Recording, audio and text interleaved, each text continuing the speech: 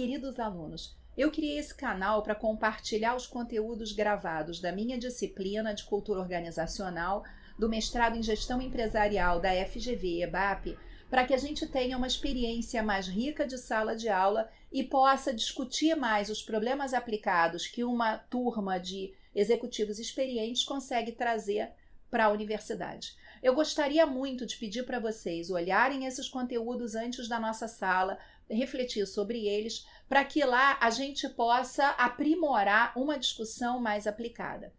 Gostaria de pedir para vocês generosidade. Nós gravamos isso de uma maneira bastante amadora para ver se a gente consegue ter uma sala de aula mais rica. É claro que na primeira aula nós estávamos muito nervosos, eu e os alunos. Cometemos alguns atos falhos, mas o grosso do conteúdo está aí presente e é isso que importa. Nós não podíamos ficar regravando sem atrapalhar a dinâmica do curso. Eu agradeço muito a generosidade dessa turma em permitir esse exercício. Depois dessas aulas, nós nos reuníamos para fazer maiores discussões aplicadas, porque com esse módulo específico, nós tivemos que eliminar de dentro da sala de aula os casos concretos das empresas, porque não faz sentido compartilhar dúvidas dessa natureza em público. Eu espero que você curta nosso conteúdo, que você nos ajude em sala de aula a pensar novas maneiras de abordar. Para aqueles que querem entender um pouco qual foi a perspectiva que nós usamos para fazer esse curso, a ideia que nós tínhamos em mente naquele momento foi trazer conteúdos de ciências humanas e sociais aplicadas para ajudar o gestor a ver como eles ajudam a pensar e compreender o fenômeno organizacional. Tem uma questão que perpassa todas as aulas. Qual é a relação entre cultura e produtividade, cultura e efetividade, e como é que nós podemos usar esses conteúdos de ciências e sociais, ciências humanas e sociais para pensar sobre isso. Eu espero que você goste e que esse nosso esforço de gravar essas aulas faça com que todos os cursos futuros sejam mais ricos. Bem-vindos! Essa é a aula 1. Nessa aula, nós começamos discutindo por que a cultura se torna um objeto de gestão. Falamos do sucesso japonês na década de 80 e na segunda parte dessa aula, a segunda pergunta é como esse fenômeno atua sobre nós aqui no Brasil. Como no Brasil nós podemos pensar os nossos desafios em relação à cultura e efetividade e produtividade em gestão. Eu comecei a estudar o tema de cultura e organizações em 85. E esse fato é um fato relevante. Por que naquele momento um tema como cultura organizacional, um tema como cultura, começa a entrar no mundo dos negócios? Exatamente isso, Eduardo. Na realidade, o que acontece? Naquele momento, o Japão estava surpreendendo o mundo com a capacidade de entregar produtos com uma qualidade impressionante e com uma flexibilidade enorme nas suas fábricas. Teve um momento na década de 80 que a Yamaha conseguiu produzir mais de 70 modelos de motocicleta nas mesmas linhas de montagem que foram feitas para fazer um produto único. O mundo se perguntava como? Como eles conseguiram tamanha flexibilidade? O que eles fizeram que nós não conseguimos fazer para ter esses resultados? Essa era a questão naquele momento. Eu fui então fazer o doutorado no Japão, naquela época na verdade, fui fazer o meu mestrado no Japão, e essas questões estavam rondando a mente de todo mundo. Mas faltava um parâmetro para entender aquelas perguntas. As pessoas se perguntavam, peraí, mas por que eles conseguem e por que nós não conseguimos? O que está por trás dessas diferenças? Como eles fazem as coisas para ter esse tipo de resultado se nós não estamos conseguindo os mesmos resultados com as mesmas ferramentas de gestão? Essas eram as questões que estavam rondando o mundo acadêmico e o mundo empresarial na década de 80. A década de 80 ficou conhecida como a década perdida da economia americana, Os japoneses conseguiam fazer carros que tinham sido orgulho americano e de fato alemão também, mas os alemães sofreram menos com esse movimento, mais baratos, mais leves, bonitos, confortáveis e com uma qualidade impressionante. Então eles eram de certa forma mais ambientalmente corretos, eles tinham maior durabilidade e o mundo começou a querer automóveis japoneses. O curioso é que a indústria japonesa tinha, historicamente, produtos de uma qualidade muito ruim. Se nós olharmos para a imagem que os produtos japoneses tinham no pós-guerra, era muito parecida com a imagem que nós tínhamos dos produtos chineses ou ainda temos hoje. Ficava uma pergunta no ar, como eles conseguiram isso? Naquela época, o desafio era maior ainda, porque quem ensinou qualidade aos japoneses foram os americanos. Então, o mundo inteiro discutia o método Deming de qualidade total. As pessoas sabiam que Deming tinha ido para o Japão e ensinado qualidade total para os japoneses. Tinham estatísticas de controle de qualidade que se fazia no Ocidente, que dizia que 8, 10% de taxa de defeito era uma ótima qualidade. E os japoneses, de repente, surpreendem o mundo com defeito zero. Como era possível isso? Que forma de coordenação, que modelo de gestão, que estratégia eles estavam usando para chegar a esse tipo de resultado? Essa era a pergunta. E aí eu queria parar para pensar com vocês um pouquinho o que é gerenciar, o que é administrar e qual é a relação entre gestão e resultado econômico. Se nós pararmos para pensar um pouco em qual foi a inovação que fez mais diferença na vida do maior número de pessoas no planeta, eu não teria dúvida nenhuma em afirmar que essa inovação foi uma inovação em gestão. Não foi o fogo, não foi a roda, não foi a máquina a vapor que produziu esse impacto. Na realidade, se nós olharmos de uma perspectiva histórica, desde que o Homo sapiens sapiens aparece no planeta, há cerca de 80 mil anos atrás, nós vamos perceber que a vida humana foi marcada por uma escassez enorme. Se nós olharmos os impérios teocráticos do Oriente, Suméria, Egito, Mesopotâmia, se nós olharmos para a Antiguidade Clássica, Grécia e Roma, se nós olharmos para a China, o grande império do meio, ou se nós olharmos para a Europa, para o período medieval, nós vamos perceber que a escassez material era um denominador comum nessas sociedades. Se nós pensarmos no que ficou da cultura grega, do que ficava da cultura grega para grande parte da população, a cultura que eu estou falando, a alta cultura, a cultura dos filósofos, a cultura das artes, ela ficava restrita para um número bastante pequeno de cidadãos. Nessas sociedades, na sociedade grega e romana, a grande produção era feita por escravos, em uma sociedade absolutamente desigual. A escravidão marcou a vida na Antiguidade Clássica, a escravidão marcou a vida das sociedades na Idade Antiga, depois nos Impérios Teocráticos, antes, nos Impérios Teocráticos. A escravidão e essa tentativa de fazer o outro trabalhar para mim marcou a história da humanidade, porque a baixa produtividade do trabalho criava dificuldades significativas. Vamos imaginar aqui como era a vida de um senhor medieval qualquer. Ou vamos piorar um pouco a situação e imaginar como era a vida de um senhor medieval na Alemanha no século XIII.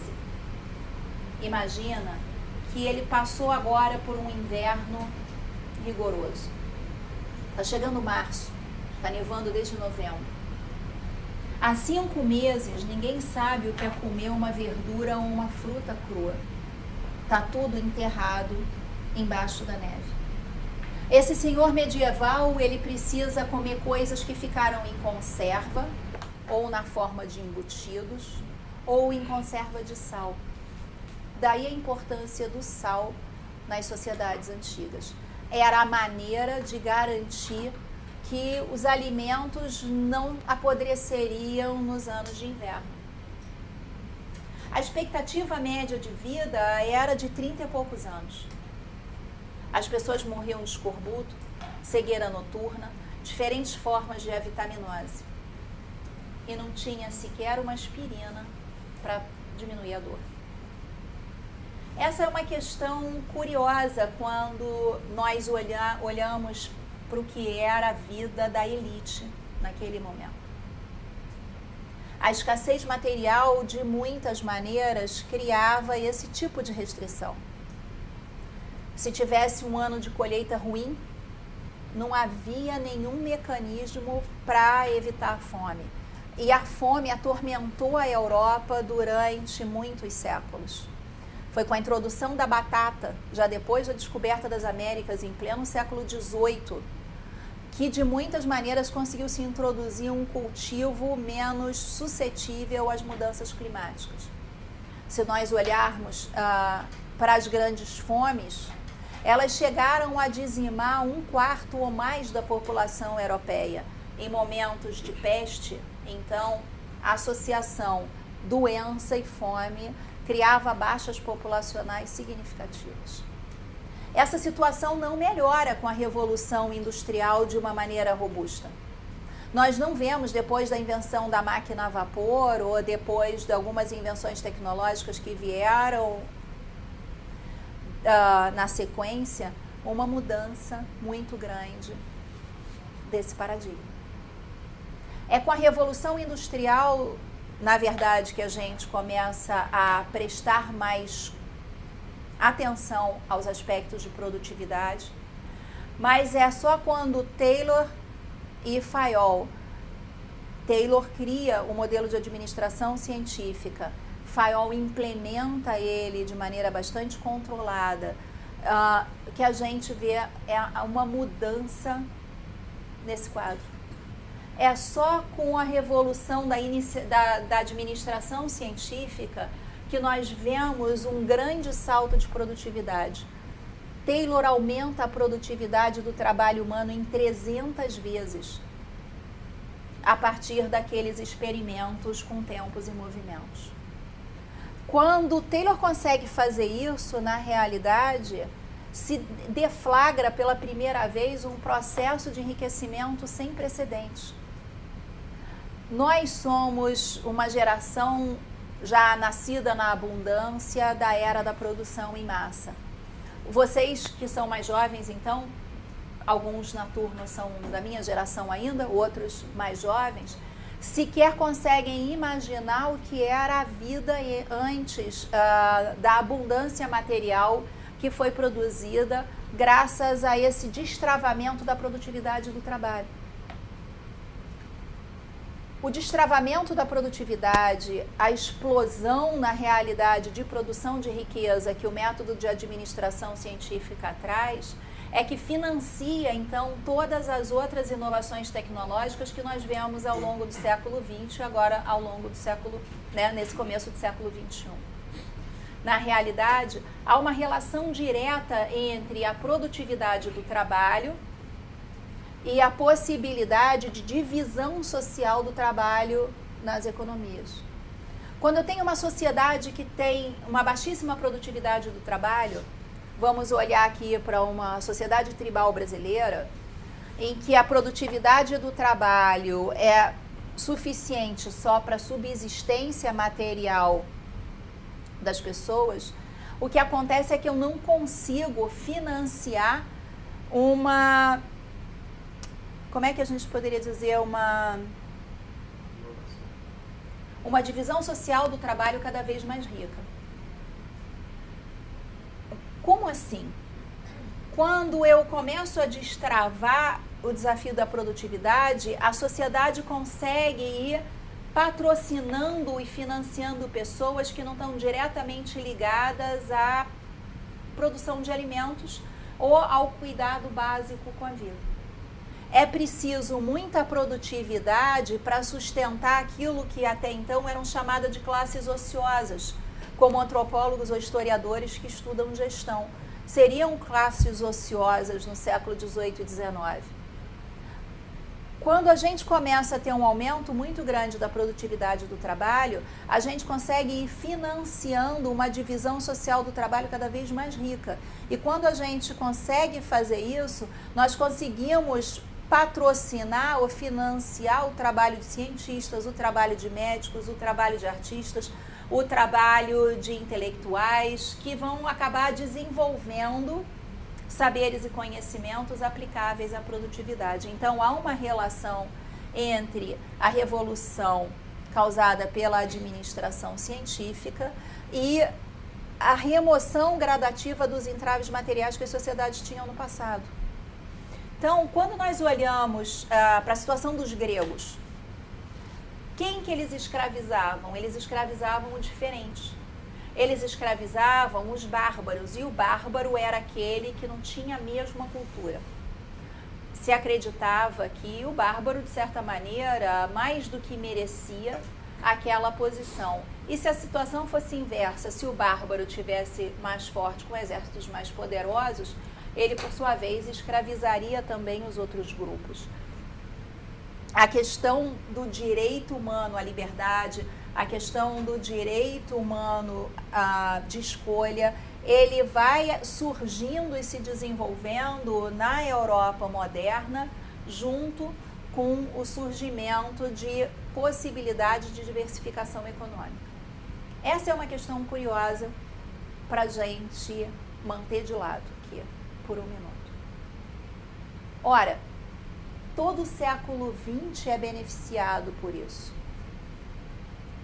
Nós vemos, então, um crescimento e uma explosão de empresas e organizações usando o método fordista e taylorista ao longo do século XX. Se nós olharmos para a própria capacidade que os russos tiveram de se desenvolver depois da Revolução Russa de 1917, ela teve relacionada a capacidade de usar esses métodos para produzir uma alavancagem do desenvolvimento na Rússia da primeira metade do século XX. Na verdade, foi observando o sucesso que os russos tiveram com os planos quinquenais e a capacidade que eles tiveram de tirar a Rússia de uma posição de um império agrícola para um país fortemente tecnológico, capaz de fazer frente aos Estados Unidos durante a Guerra Fria, que motivou outros países a pensar na possibilidade de ter o Estado liderando o processo de desenvolvimento econômico. Foi a reboque desse processo que nós vemos no século XX o surgimento de bancos nacionais de desenvolvimento econômico, no Brasil, a exemplo do BNDES, e o Estado investindo fortemente na indústria de base e em todos os setores que permitiriam que a sociedade civil desenvolvesse a economia com menor volume de recursos. Se nós olharmos para o Brasil, por exemplo, na década de 50, mais de 90% do PIB brasileiro vinha da monocultura de café, da monocultura de açúcar e de atividades agrícolas como o cacau, alguma coisa de mineração. A sociedade brasileira era uma sociedade fortemente agrícola até o fim da década de 50. Não era possível naquele momento que os empreendedores nacionais fizessem frente, por exemplo, à crescente competitividade da economia americana ou da economia europeia. O Estado, então, concentra recursos da sociedade para conseguir criar as bases para o desenvolvimento. Naquele momento, então, se funda a Petrobras, se funda a Vale do Rio Doce, se fundam as empresas de energia. E o que estava passando pela cabeça, e aí a gente já está entrando década de 60, 70 adentro, dos dirigentes naquele momento? Não dá para um produtor de café, que era a elite local, o grande milionário local, ou um produtor de açúcar, produzir, por exemplo, petróleo e nafta suficiente para criar uma indústria petroquímica de primeira geração que produzisse matéria-prima para uma petroquímica de segunda geração, que fosse então dar origem à possibilidade de uma indústria de plásticos. Foi necessário ter a Petrobras importando petróleo e derivados. A importância, então, da Petroquisa criar a Petroquímica Básica Brasileira no projeto da Copesul, Copene, PQU. E você vai ali, então, fazendo os investimentos que demandavam mais volume de capital, muito mais capital intensivo, e você consegue, então, a partir dali, ter uma petroquímica de segunda geração, as empresas que vão fazer os plásticos, vai fazer PVC, vai fazer as aplicações, para lá na ponta, você poder ter um empresário local comprando uma extrusora para fazer um balde, para fazer uma boneca, para fazer implementos de plástico. Você não teria essa capacidade de investimento naquilo que nós chamaríamos da elite local. Então, o mundo passou por um processo de industrialização sob a égide do Estado e nós vemos esse processo acontecendo em muitos países. O que acontece com isso, então? Chega na década de 70, nós começamos a observar uma mudança significativa na relação das sociedades com a base material, com os bens. Nós começamos a ver, então, que aquele modelo fordista-taylorista da organização piramidal começa a se espalhar mundo afora. E você começa a observar um padrão de competição muito grande entre essas empresas, cada vez com mais concorrentes em diferentes países. O que acaba acontecendo como resultado disso é que a redução do custo unitário dos produtos vai caindo, a renda dessas sociedades com emprego industrial vai aumentando e o nível de saciedade dos consumidores também. Se nós olharmos, por exemplo, para a geração como a minha, que sou geração X, nasci no começo da década de 60. Meu pai estava bem empregado numa empresa pública, concursado de carreira, engenheiro. Eu tinha uma boneca, porque aquilo era muito caro. As pessoas davam de presente no Natal e no aniversário das crianças roupas, frutas como maçã, que eram difíceis de cultivar e vender no Brasil. As pessoas davam essas coisas de presente. Quando a gente passa uma geração adiante, a gente começa a ver uma geração já criada com mais abundância, a geração que tem acesso aos primeiros jogos eletrônicos, a geração que pela primeira vez vê uma televisão colorida. Na minha infância, eu me lembro bem, no dia que o homem pisou na Lua, os vizinhos se juntaram, porque nem todos tinham televisão, para ver numa televisão preto e branca, a válvula, o momento em que o homem pisaria na Lua. Me lembro até hoje da empregada dizendo: vocês são bobo mesmo, não estão vendo que os americanos estão enganando a gente? Vê se São Jorge ia permitir uma coisa dessas. Esse era um comentário possível naquele momento. Eu me lembro da primeira pessoa na minha rede de relacionamentos que teve uma televisão colorida. Era uma coisa assim muito rica e muito chique. Imagina você poder ver um jogo da Copa e ver que a camisa dos jogadores era de fato verde e amarela. Eram coisas de uma época em que essa tecnologia e o acesso aos bens materiais estava recém chegando no Brasil. E a gente está falando aí década de 70. Na década de 80, as pessoas que nasceram 10 anos depois de mim já não lembram da infância com televisão preto e branco. Já não lembram da escassez de brinquedos, já era possível ter muito mais. Quando a geração da minha filha nasce, em 90, eu não sabia mais o que fazer para dar conta do excesso de brinquedo que se proliferava na minha casa. Eu me lembro quando ela tinha uns 13 anos e nós fomos arrumar o quarto para ver se cabia coisas de mocinha. Eu contei 71 Barbies. Eu pensei, gente, será que isso prolifera em cativeiro?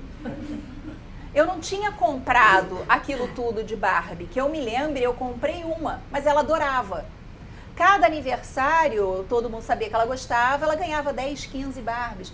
No Natal, mais umas tantas Barbies. Chegava um determinado momento que o meu problema era escassez de espaço.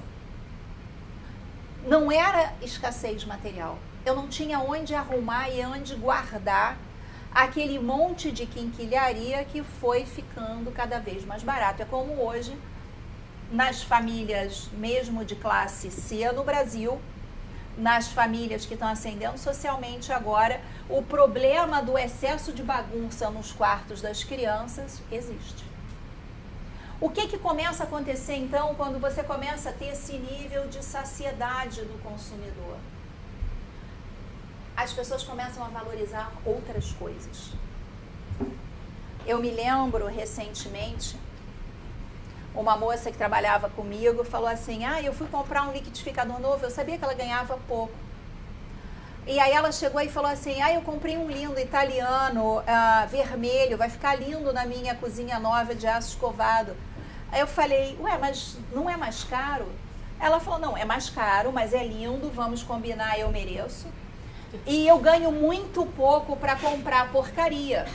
Se eu comprar um liquidificador barato, vai quebrar em 3, 4 meses, eu vou ter que comprar outro. E eu não tenho dinheiro para jogar no lixo. Então, uma coisa eu já aprendi, um mínimo de qualidade você precisa ter para usar bem o seu dinheiro. Quando você começa a ter esse tipo de lógica do consumidor, é porque atributos intangíveis estão sendo agregados a produtos e serviços e aquilo começa a ser fonte de diferenciação competitiva para as organizações. Então, a pessoa não quer só o bem, mas ela quer o bem com determinados atributos estéticos, ela quer aquele bem com determinadas características de qualidade, com determinadas características de funcionalidade.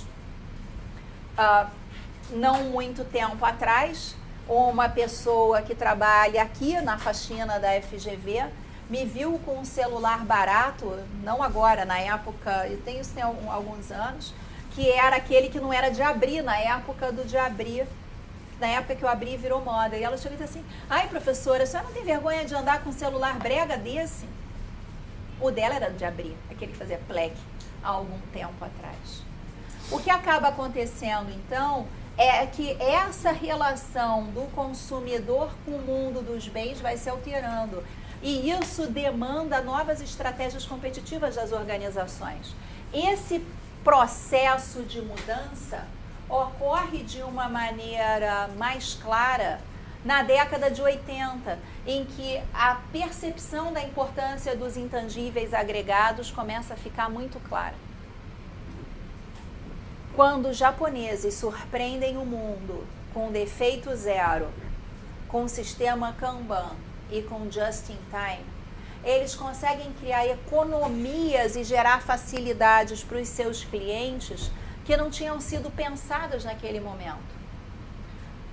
As pessoas diziam, nossa, o produto japonês é mais caro, mas ele garante entrega just in time, o que significa que eu consigo trabalhar com menos estoques, eu consigo ter maior inteligência financeira, eu consigo um melhor investimento do meu capital e isso mais do que paga a diferença de preço que os japoneses estão querendo cobrar.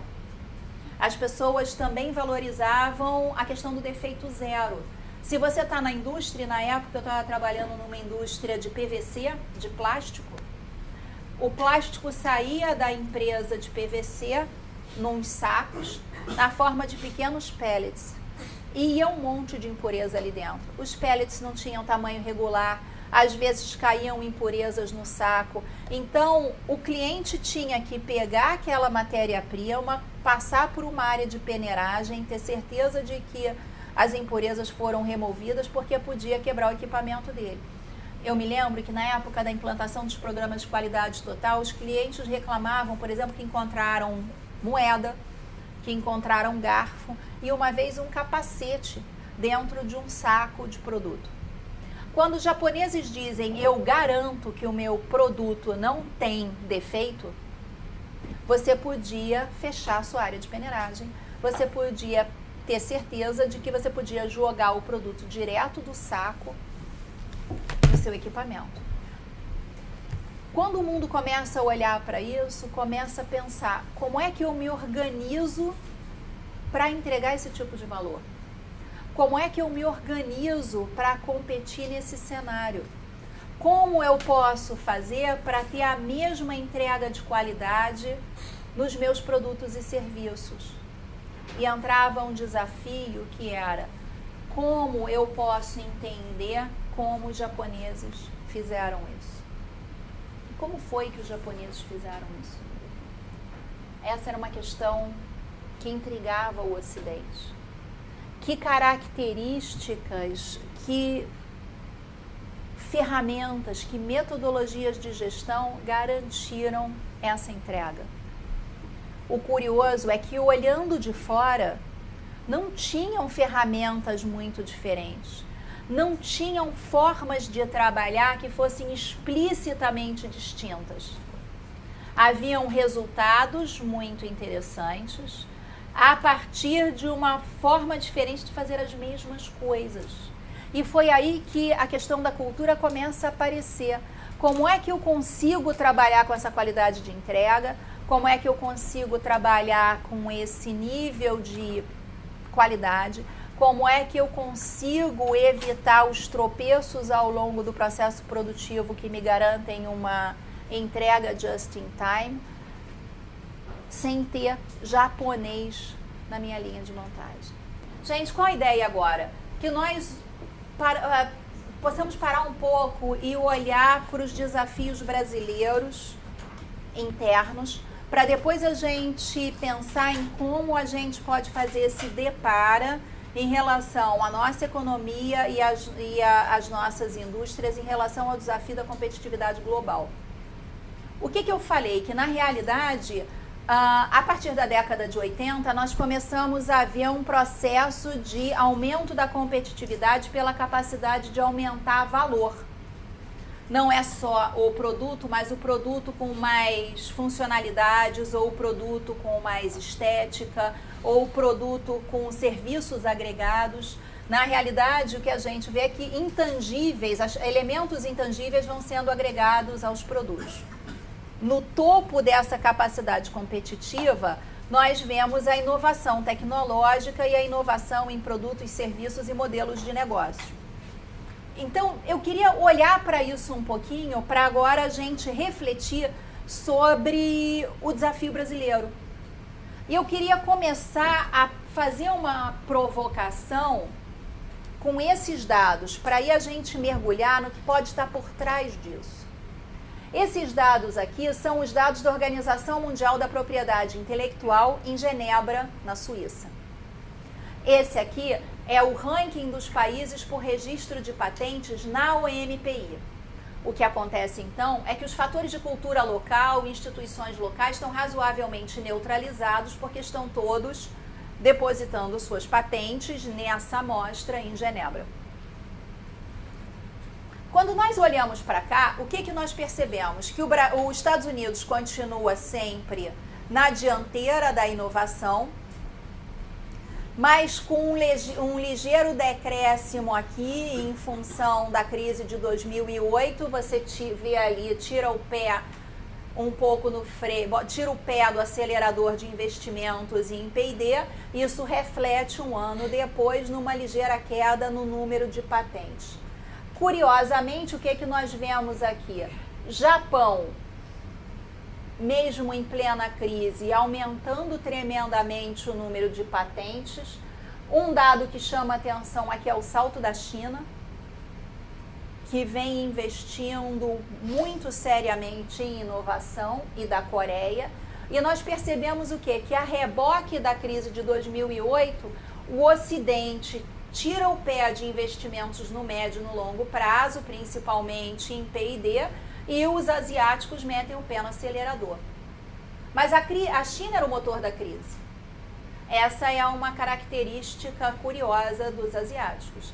A capacidade de ter resiliência e passar por aperto no presente, mantendo um certo foco no futuro, e o nosso modelo mais ocidental de reagir às crises de muitas maneiras, olhando mais para o presente e reduzindo um pouco esse olhar para o futuro. É claro que existem inúmeras outras questões e outras variáveis que estão por trás disso.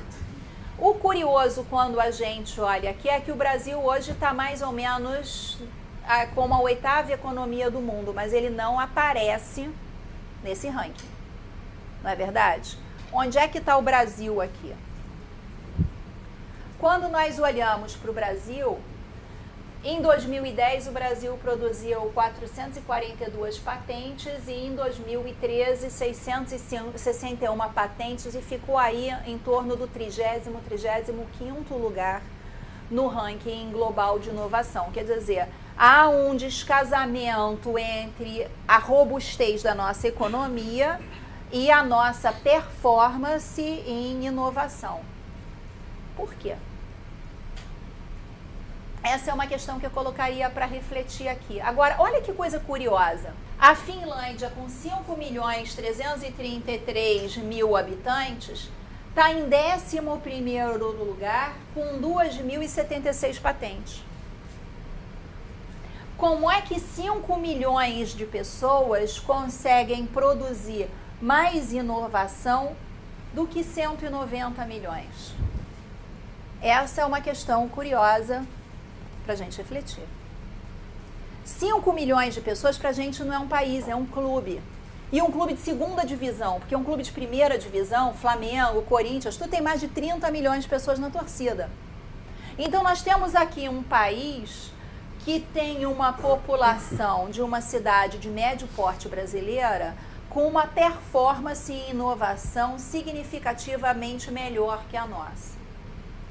Aí a gente olha para as estatísticas e diz, mas é que o Brasil tem problema com a educação, tem problema com a saúde, tem problema com uma série de coisas. Verdade. O problema, como o Roberto Campos dizia, é que o perigo da estatística é que estatística é que nem biquíni, mostra tudo menos o essencial. Ele vivia dizendo isso, né? Ora, se nós olharmos de maneira estatística, nós vamos de fato constatar que a educação brasileira é muitíssimo pior do que a educação finlandesa. A Finlândia tem um modelo de educação extremamente inovador e é o primeiro país do mundo agora a eliminar as disciplinas na escola. A disciplinarização do conhecimento é abolida em nome de uma educação mais complexa, mais sistêmica, mais integral. Bacana. Então, é verdade que os finlandeses têm um padrão de vida médio melhor que o nosso e uma renda per capita maior que a nossa. No entanto, se nós não olharmos estatisticamente, nós formos olhar para outros dados, como aqui os dados do governo brasileiro para 2014, o Censo de Educação Superior revela um número de 7,3 milhões de estudantes matriculados em curso de graduação presencial e à distância no Brasil. Mais do que a população finlandesa só na universidade. Esse é um número que corresponde à matrícula em cerca de 32 mil cursos de 2,3 mil instituições públicas e privadas no ensino superior brasileiro. Os dados mostram também que nos últimos 10 anos o número de mestres e doutores cresceu 90%, o número de mestres cresceu 90% e de doutores cresceu 136%. Nós temos hoje, então, ali, 18 mestres e 5,4 doutores por cada 1.000 habitantes. É muito mais do que a Finlândia. É claro que estatisticamente em 190 milhões é uma minoria. Por que a gente inova pouco? Essa é uma questão curiosa. Por que países com um número menor de jovens e um número menor de mestres e doutores inovam mais? Essa é uma das questões que eu gostaria de endereçar aqui e que estão de muitas maneiras relacionadas ao desafio de cultura. Existem culturas que promovem jogos cooperativos de médio e longo prazo, e quem entende teoria dos jogos sabe que jogos cooperativos tendem a dar mais resultado coletivo no médio e no longo prazo do que jogos competitivos. Existem sociedades com mais capacidade de organização horizontal. E existem sociedades também com uma visão de pessoas como parte da solução, quando nós tendemos a olhar para pessoas como parte do problema. Olha que coisa curiosa. Se vocês olharem para o ranking do IDEB, que hierarquiza os estados brasileiros por performance na educação, vocês vão ver que o Rio de Janeiro, em 2009, saiu em 25º lugar. Foi o penúltimo lugar do Brasil. Só perdeu para o Piauí. Em 2009, o Risolia, quando ele assumiu a Secretaria de Educação, ele resolveu investir em modernização de gestão e ele usou algumas estratégias como descentralização da gestão, inclusão da base no processo decisório, uma estratégia de redução da influência dos políticos locais, reduzindo um pouco as tendências nefastas de apropriação privada da máquina pública. De 2004 a 2014, o Rio sai, então, de 25º para 4º lugar. Olha que coisa curiosa. As mesmas pessoas. Funcionário público de carreira. Não teve demissão em massa. Não teve substituição de mão de obra. E os resultados foram surpreendentemente melhores. Por quê? Quando nós olhamos para alguns estudos contemporâneos, e tem o estudo da Elinor Ostrom, que ganhou o prêmio Nobel com um trabalho de economia chamado Governing the Commons, ela fala que os sistemas de patronagem impedem de muitas maneiras o desenvolvimento. Quando o Risolia, junto com uma equipe de gestores profissionais na Secretaria de Educação, de certa maneira consegue criar uma blindagem contra o sistema de patronagem e consegue trabalhar autonomia na ponta com métodos e processos de gestão robustos, eles conseguem dar um salto de qualidade significativo num período de tempo bastante curto. Quando a gente olha para esses dados, não tem algo disso aqui. Quando a gente escuta as empresas falando das universidades, disse que as universidades são teóricas, que não têm respostas para os desafios das empresas, que estão excessivamente mergulhadas no mundo acadêmico, que são resistentes, que as universidades brasileiras são ruins, de modo geral, e que é difícil criar parceria com as universidades brasileiras para fazer uma mudança significativa e substantiva na nossa plataforma de produção e de exportação. O curioso é que as universidades também acham que as empresas são desfocadas de pessoas, desfocadas de inteligência, incapazes de investir em inovação. E o que está acontecendo aqui? Nós não temos uma lógica colaborativa. Não há um esforço de aprimoramento conjunto, não há fóruns em que você comece de fato a discutir como essa cooperação pode acelerar e mobilizar o crescimento. Quando você escuta que as universidades brasileiras são ruins, os doutores que dão aula nas universidades brasileiras, a maioria foi fazer doutorado fora, ou pelo menos teve um sanduíche fora, financiado pela CAPES, e que, me consta, não passaram vexame com um desempenho pior.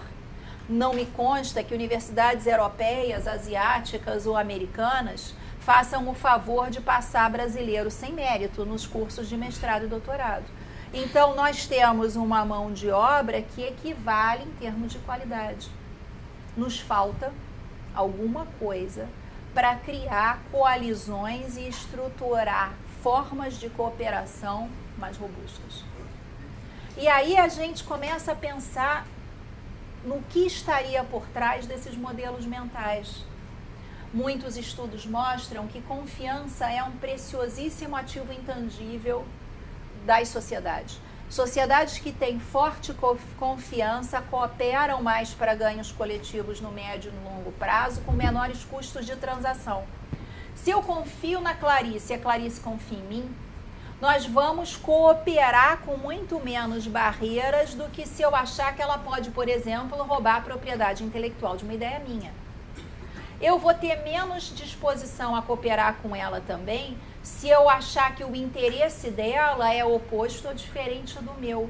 Quando a gente não senta para estruturar a cooperação no médio e no longo prazo, essas desconfianças permanecem.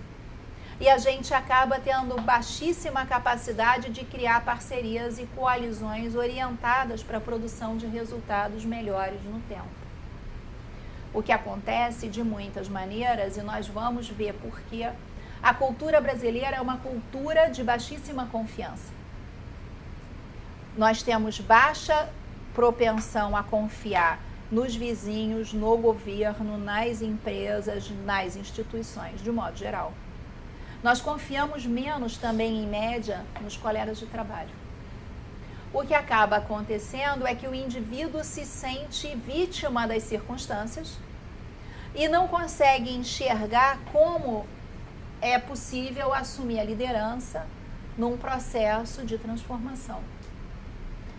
Esses fatores são os fatores que estão por trás de dificuldades como essa. De muitas maneiras, quando nós pensamos pesquisa e desenvolvimento no Brasil, quando nós pensamos nisso, por exemplo, nas universidades, a dificuldade de cooperação é tão grande que a gente acaba brincando de alvo ao tiro e não de tiro ao alvo, que tende a ser bem mais eficiente. Por exemplo, se eu quero fazer uma pesquisa, o que eu faço? Eu olho para o meu interesse acadêmico, eu monto um projeto de pesquisa, eu submeto para os órgãos de fomento e se ele tiver academicamente bem montado e eu tiver capacidade de execução, é provável que eu receba os recursos para realizar aquela pesquisa. Eu realizo aquela pesquisa e depois eu vou tentar ver se aquilo é útil para alguém. Isso é brincar de alvo ao tiro. Muitos países coordenam a inovação de uma maneira mais estruturada. Quando eu estava no Japão, já lá no começo da década de 90, os japoneses montaram um centro tecnológico de Tsukuba, onde empresas e universidades cooperavam para reduzir os custos da pesquisa básica, que era importante para todo mundo. E depois essas mesmas empresas podiam competir no custo da pesquisa aplicada, que é como cada um ia criar suas inovações e seus produtos e processos para vender no mercado. Nós não conseguimos fazer isso. O nível de dissociação entre público e privado, o nível de afastamento dos concorrentes impede até mesmo que a gente consiga colaborar em arranjos produtivos locais com maior chance de ter sucesso na competição global. Esse é o caso, por exemplo, da indústria calçadista gaúcha, que sofreu e de muitas maneiras encolheu significativamente. Muitas empresas quebraram por não dar conta da concorrência com os chineses. Mas o produto era melhor. A qualidade era maior. Só que o produto brasileiro estava entre o produto italiano, o produto das grandes marcas europeias, das grandes marcas americanas e o produto chinês. Nós tínhamos um produto de qualidade, mas o design não era tão avançado, digamos assim, em termos de gosto em relação ao mercado da moda. E porque era um produto de maior qualidade e nós temos uma série de outros custos, também não era competitivo como o chinês. Alguns fornecedores globais, e na época eu vi essa discussão dentro do Walmart, tentaram fazer com que a indústria calçadista brasileira cooperasse dentro de arranjos produtivos locais que fizesse com que o Brasil ganhasse escala para competir globalmente de uma maneira mais integrada, fosse capaz de atender desafios, ordens e pedidos maiores e ter um volume mais capaz de entrar numa concorrência global. Mas a desconfiança local, o fato de um ver o outro como concorrente naquele cenário, a baixa confiança fez com que eles resistissem tremendamente ao desenvolvimento desses arranjos produtivos locais e acabaram quebrando. Muitos quebraram. O que está por trás disso? Em que medida, em que sentido nós podemos entender os desafios brasileiros nesse cenário? O que a gente deve estar olhando? Porque somos pessoas bem intencionadas, inteligentes e capazes. Por que nós não estamos dando conta de superar esses desafios? Aí entra muito do problema da cultura. A cultura é invisível de muitas maneiras para cada um de nós. Ela é uma lente através do qual a gente vê o mundo. Se nós não fizermos um esforço sistemático para decodificar essa lente, para entender como é que ela impacta no nosso comportamento, nos nossos paradigmas de pensamento, na nossa maneira de olhar para a realidade, nós não vamos conseguir criar coalizões e fazer projetos de médio e longo prazo que nos permitam endereçar esse tipo de questão. É um pouco isso que eu gostaria de explorar aqui com vocês. Pensar como, ao entender a cultura nacional e as culturas organizacionais, nós podemos encontrar novos espaços de atuação. Como, ao olhar para esses problemas, nós podemos encontrar novas saídas, nós podemos pensar em outras alternativas, nós podemos questionar as formas como nós trabalhamos historicamente. Não é fácil. Entra sempre uma pergunta nesse ponto, que é possível gerenciar a cultura? Ou é desejável gerenciar a cultura? Ou mais ainda, é ético fazer isso? Eu jamais diria que é ético tentar alterar a cultura étnica de alguém. Fazer com que a pessoa viva de uma maneira desatrelada dos seus valores. O sofrimento humano é insuportável nesse tipo de situação. Então, não é isso que a gente está dizendo aqui.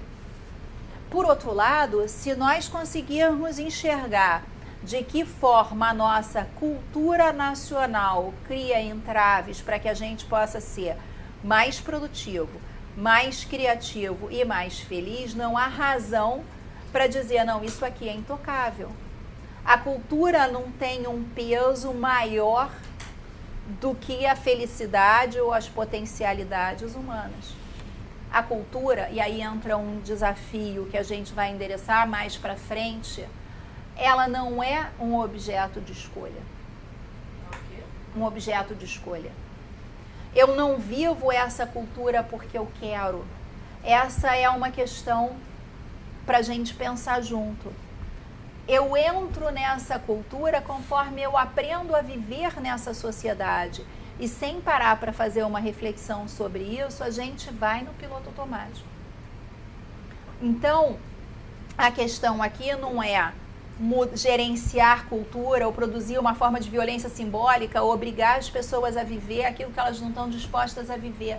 Mas é pensar junto que desafios esse inconsciente coletivo nos coloca e como nós podemos, ao compreender isso, produzir uma nova maneira de pensar sobre isso e cooperar sobre novas bases. Quando eu falo inconsciente coletivo, entre aspas, eu não estou usando inconsciente coletivo aqui no mesmo sentido de Jung. Eu estou usando a ideia de cultura como inconsciente num sentido weberiano. Weber diz uma coisa que eu acho que é muito interessante como ponto de partida para a gente começar a pensar a cultura. Weber diz, a cultura é inconsciente num sentido estritamente não psicológico do termo. E nós discutimos isso na disciplina de metodologia. Eu vou repetir. Weber diz: a cultura é inconsciente num sentido estritamente não psicológico do termo. E aí nós encontramos um desafio gigantesco com a literatura de cultura organizacional derivada de psicologia social, ou de psicologia de modo geral. Porque o objeto da psicologia, ele é subjetivo num sentido estritamente psicológico do termo. Se nós não conseguirmos separar esses dois domínios da subjetividade humana, nós não conseguimos destravar o nó teórico e metodológico que está por trás dos estudos de cultura. E é um pouco esse exercício que eu gostaria de propor aqui. Em que sentido eu consigo entender cultura num sentido não psicológico? Nós vamos olhar isso em mais profundidade, mas olha para a gramática. Para a gramática da língua portuguesa. Onde ela existe? Ela existe como um código de comunicação compartilhado. Ela existe fundamentalmente na mente do falante. Tudo aquilo que eu digo é possível dentro do conjunto de regras, do código e do léxico de uma língua nacional. Então, nesse sentido, a gramática é subjetiva. Mas ela não é subjetiva num sentido psicológico. E ela não determina o que pode ser dito. Um pensador da linguística chamado Saussure endereçou bastante bem essa questão quando ele fala do desafio da linguística de entender a relação entre a língua e a palavra, que ele faz uma dissociação entre langue e parole. A língua é todo esse conjunto, todo o repertório de lógicas comunicativas que são possíveis no nosso código cultural e linguístico. A nossa língua tem padrões de combinação de letras, ela tem padrões fonéticos, ela tem padrões gramaticais. Ela é estruturada. Se nós abrirmos uma gramática, nós vamos perceber que a língua tem uma estrutura e ela está claramente estruturada, ela tem regras, ela tem códigos, ela tem formas possíveis de falar, se eu quiser me comunicar. Da mesma forma é a cultura. Ela tem uma gramática simbólica, ela tem regras, ela tem possibilidades lógicas, mas ela não determina o que pode ser dito ou pensado. Existe uma liberdade do sujeito em relação àquilo que Weber chama do tipo ideal, que é essa abstração teórica que a gente faz para entender uma cultura. É claro que no limite, dentro de cada indivíduo, a cultura e a psique estão muito imbricadas. Mas se eu não consigo separar esses dois domínios, eu não consigo endereçar a questão de gestão da cultura e a questão da solução desse tipo de problema. Então, separar o domínio da antropologia, dessa compreensão mais sociológica da cultura, do domínio da psicologia, é fundamental para pensar a possibilidade de fazer gestão da cultura. E é possível fazer isso sem produzir violência simbólica, é possível fazer isso reduzindo o sofrimento humano, é possível fazer isso de forma ética. Na realidade, esse é um projeto de muitas maneiras que a gente pode compreender pelo conceito de reflexividade que o Giddens cria quando ele está tentando entender a sociedade moderna. A cultura não era colocada em questão no passado. Talvez por alguns filósofos, alguns poucos pensadores, mas as pessoas simplesmente viviam na cultura. Na Idade Moderna, você começa a ter o surgimento da antropologia, da sociologia, da psicologia, da psicanálise, e o ser humano começa, então, a tentar estudar formas possíveis de ser humano. E é essa dimensão da reflexividade que nos ajuda a examinar a nossa própria cultura, entendê-la na forma como ela impacta nos nossos comportamentos, nas nossas formas de ação, e endereçar maneiras de aumentar nossa capacidade de criar cooperação para que o trabalho de todo mundo seja mais produtivo. É um pouco esse exercício que eu gostaria de fazer com vocês, então, de agora em diante, para que a gente juntos chegue mais próximo desse objeto e do que isso significa para o nosso trabalho dentro das empresas brasileiras e do nosso exercício de liderança dentro desse contexto. Fazer um pouco dessa análise é importante para que a gente possa olhar para isso e dizer, tá, mas podemos fazer melhor, queremos fazer melhor.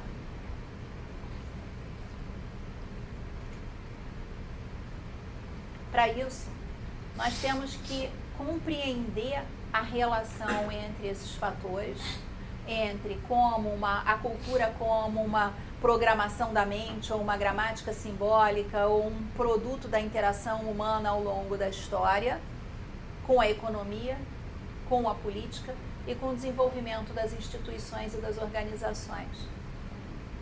Esse estudo, que é bastante interessante, e toda essa literatura vai aparecer, as referências bibliográficas estão estruturadas no programa da disciplina. Aqui nós temos uma comparação entre sociedades, uma categorização de sociedades de acordo com o grau de confiança institucionalizada que se produz. Nós temos aqui os países de baixa confiança e aqui os países de alta confiança.